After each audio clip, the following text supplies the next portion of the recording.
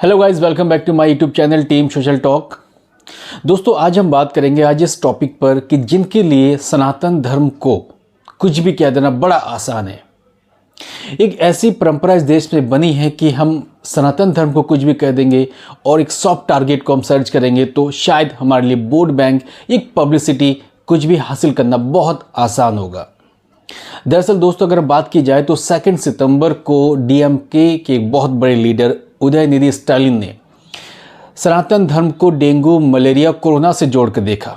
उसके बाद उनका काफ़ी विरोध हुआ, लेकिन इन विरोध से किसी ने कुछ नहीं सीखा और उसी डीएमके के एक और लीडर ए राजा, जो उस डीएमके के पार्टी के बहुत बड़े नेताओं में से एक है, उन्होंने भी सनातन परंपरा और सनातन धर्म को डेंगू, मलेरिया, यहाँ तक कि कुष्ठ रोगों से जोड़कर देखा। क्या इस देश में सनातन धर्म को इस तरीके से बोलना, इस तरीके से जोड़ना कहाँ तक उचित है? और ख़ासकर पॉलिटिकल लीडर के लिए जब वो ऐसी बयान देते हैं तो सोचिए कि आम जनता जो सनातन परंपरा के साथ जुड़े हुए हैं उनको कैसा लगता है, उनके मन को कितना आहत होता है। लेकिन लोग इससे कुछ नहीं सीखते हैं। उसी क्रम पे अगर बात करें तो साउथ सिनेमा के एक बहुत बड़े स्टार जो कई तरह के रोल करते हैं और अपनी एक्टिंग से कई अपने फैंस बनाते हैं, मिस्टर प्रकाश राज।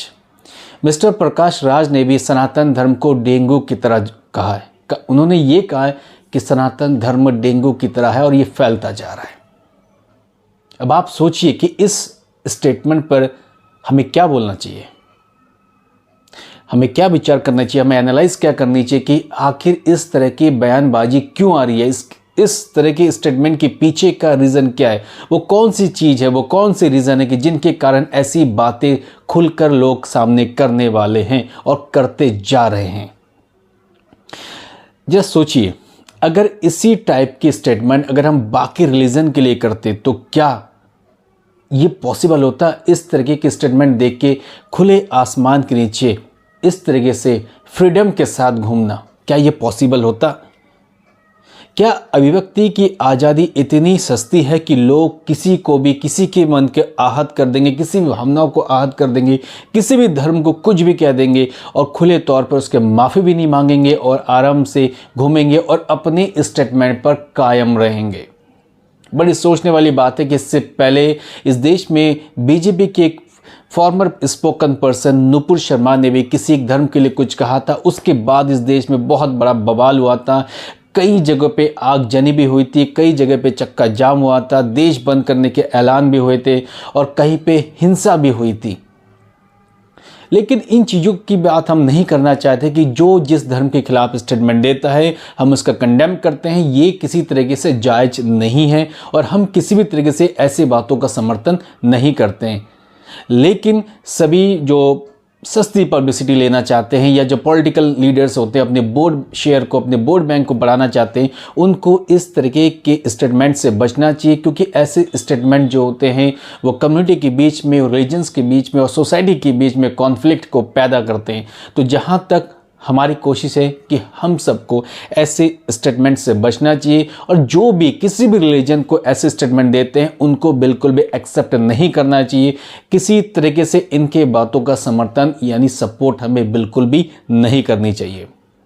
सो दोस्तों, आज की इस वीडियो में हम बस इतना कहना चाहते हैं कि आम जनता को तय करने हैं कि हमें किस ओर चलना है, देश को किस दिशा में लेके जाना है, कि हमें डेवलपमेंट को फॉलो करना है या इस तरीके की सोसाइटी में जो बातें होती है हमें इसको फॉलो करना है। अब ये आप पर और हमारे जनताओं पर निर्भर करता है कि हम किस तरीके से देश को आगे लेके जाते हैं और अपने पॉलिटिकल एंगल से, अपने पॉलिटिकल व्यू से हम किस लीडर को चूज़ करते हैं। और ख़ासकर आम जनता, ये आम नागरिक जो पब्लिसिटी करते हैं इस तरह के बयानबाजी से, उनको भी ऐसे बयानबाजी नहीं देनी चाहिए, इन चीज़ों से बचना चाहिए। अभिव्यक्ति की आज़ादी है, सभी को अपनी बात रखने की आज़ादी है। आप सोशल प्लेटफॉर्म पे, आप पब्लिक स्पीच में अपनी बातें रख सकते हैं, लेकिन बातें रखने के साथ भाषाओं में मर्यादा होनी चाहिए, भाषा का चयन उचित होनी चाहिए, सो दैट कि किसी को मन में आहत ना हो और किसी भी धर्म के खिलाफ कुछ बयानबाजी ना करे। टीम सोशल टॉक किसी भी स्टेटमेंट पर अपना सपोर्ट नहीं करती है। हम हमारे लिए देश सर्वोपरि है, हमारे लिए संविधान सर्वोपरि है और हम ऐसे स्टेटमेंट का किसी तरीके से सपोर्ट नहीं करते। Thank you very much. जय हिंद।